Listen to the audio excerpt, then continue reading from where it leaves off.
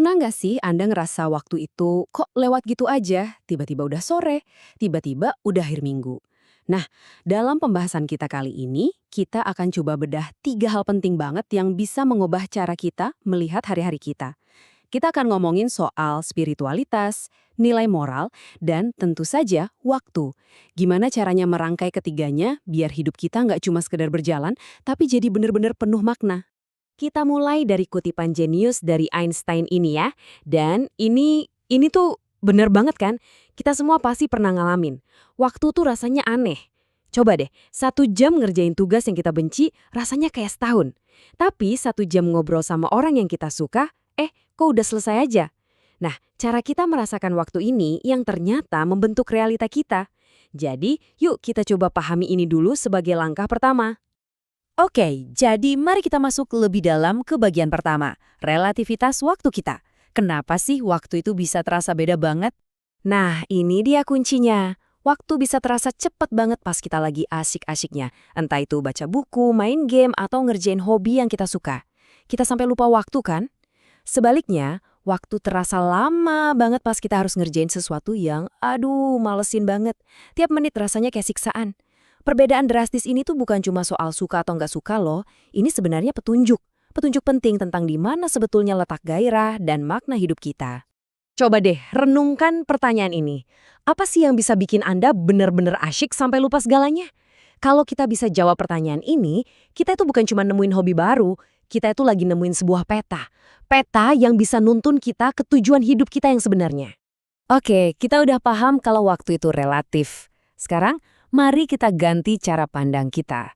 Lupakan sejenak soal perasaan dan anggap waktu sebagai modal. Yap, modal paling berharga yang kita punya, yang nggak bisa ditambah dan nggak bisa diulang. Lihat angka di depan Anda. 86.400. Kelihatannya cuma angka biasa kan? Tapi percaya deh, di balik angka ini ada rahasia besar tentang cara kita seharusnya menjalani setiap hari. Begini analoginya, dan ini keren banget. Bayangkan ada sebuah bank ajaib. Setiap pagi, bank ini ngasih Anda modal sebesar 86.400 detik. Nggak kurang, nggak lebih. Tapi ada aturannya. Sisa yang nggak Anda pakai hari itu bakal hangus di malam hari. Nggak bisa ditabung buat besok. Bank itu adalah waktu. Kita semua, mau kaya atau miskin, dapat modal yang sama persis. Pertanyaannya jadi simpel tapi dalam banget. Hari ini, 86.400 detik saya pakai buat apa?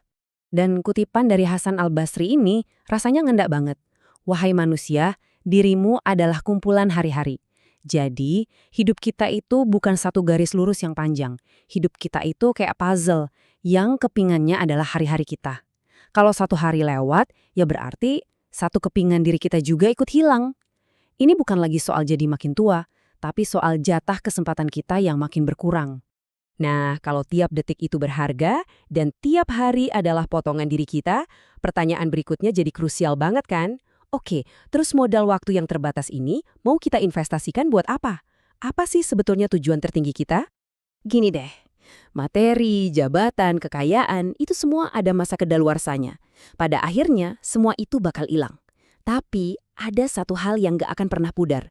Pertumbuhan spiritual. Jadi pribadi yang lebih sabar, lebih bijaksana, lebih peduli.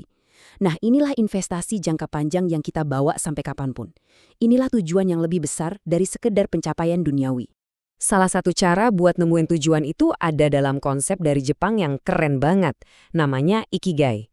Simpelnya, Ikigai itu adalah titik temu yang pas. Titik di mana apa yang Anda sukai, apa yang Anda kuasai, apa yang dunia butuhkan, dan apa yang bisa menghasilkan, semuanya ketemu. Kalau Anda udah nemuin Ikigai, Anda udah nemuin alasan paling kuat buat bangun setiap pagi. Selain Ikigai, ada juga Wabi-sabi. Ini juga dari Jepang.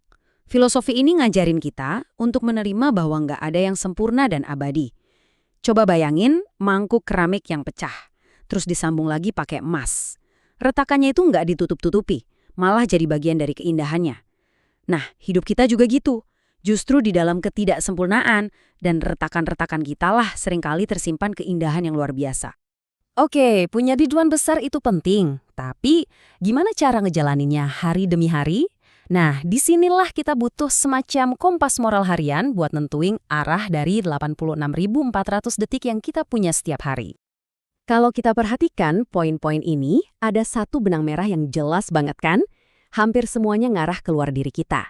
Makna hidup itu seringkali muncul pas fokus kita geser dari saya ke orang lain. Ini bukan soal melakukan satu hal besar yang heroik, tapi soal hal-hal kecil yang kita lakukan secara konsisten, setiap hari.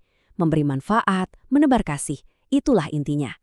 Kutipan ini benar-benar merangkum semuanya. Pada akhirnya, warisan terbaik kita itu bukan soal apa yang kita kumpulin buat diri sendiri, tapi apa yang kita kasih buat orang lain. Kualitas hidup kita itu diukurnya dari seberapa besar manfaat yang kita berikan. Sekarang, coba kita tanya ke diri kita sendiri. Bener-bener jujur, apakah kita sudah hidup dengan martabat? Bukan martabat yang kelihatan dari luar ya, bukan karena jabatan atau pujian, tapi martabat sejati yang lahir dari kebaikan dan kejujuran kita, bahkan saat gak ada satu orang pun yang lihat. Oke, kita sudah ngobrolin soal waktu yang relatif, soal modal 86.400 detik, tujuan hidup, sampai kompas moral. Sekarang, saatnya kita tarik semua itu ke satu titik. Satu-satunya titik di mana kehidupan ini nyata-nyata terjadi, yaitu di saat ini. Ada lagi nih konsep dari Jepang yang indah banget. Ichigo Ichie. Artinya kira-kira satu waktu, satu pertemuan. Maksudnya, momen yang sedang kita jalani sekarang ini, momen Anda mendengarkan ini, momen secangkir kopi di depan Anda, itu unik. Nggak akan pernah bisa terulang lagi persis sama. Konsep ini ngajak kita untuk hadir seutuhnya, menghargai setiap momen seolah itu adalah yang pertama dan terakhir kalinya. Dan ternyata, dari timur sampai barat, dari Buddhisme sampai Stoikisme, semua ajaran bijak bilang hal yang sama. Masa lalu udah jadi sejarah, masa depan itu masih ilusi.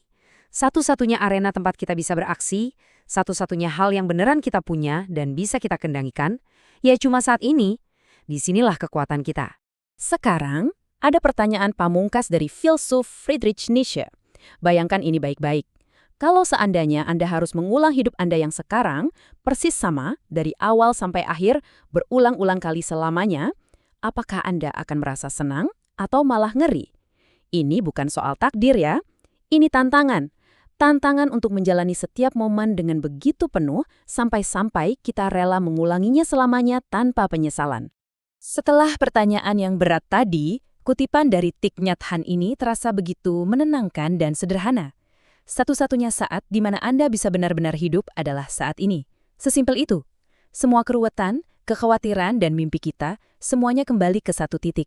Detik ini. Disinilah hidup itu berada. Jadi kesimpulannya apa? Gini, makna hidup itu ternyata bukan sesuatu yang kita cari di luar sana kayak harta karun. Bukan. Makna hidup itu adalah sesuatu yang kita bangun. Kita bangun sendiri, detik demi detik, lewat setiap pilihan yang kita ambil. Jadi, pertanyaan terpentingnya bukan lagi, apa sih makna hidup? Tapi bergeser menjadi, makna apa yang mau saya ciptakan sekarang, di detik ini.